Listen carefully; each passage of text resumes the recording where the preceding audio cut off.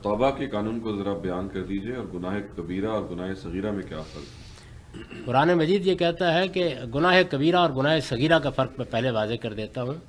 देखिए, बात यह है कि दो तरह के जराइम होते हैं। एक वो चीज़ें हैं कि जिनको बराह रास्त जुर्म की हैसियत हासिल है, जैसे बदकारी है, जैसे शिरक है, जैसे कत्ल है। ये सब कबीरा गुनाह हैं जितने भी हैं, जिनको खुदा ने बयान कर दिया है।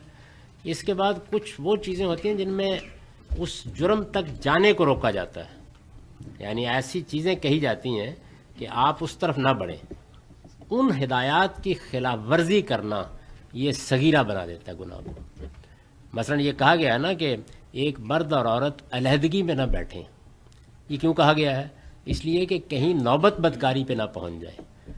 तो अब एक आदमी ने अगर बदकारी का इर्तिकाब किया है तो कबीरा गुनाह का इर्तिकाब किया है, लेकिन अकेले में बैठा है तो सगीरा गुनाह का इर्तिकाब किया है।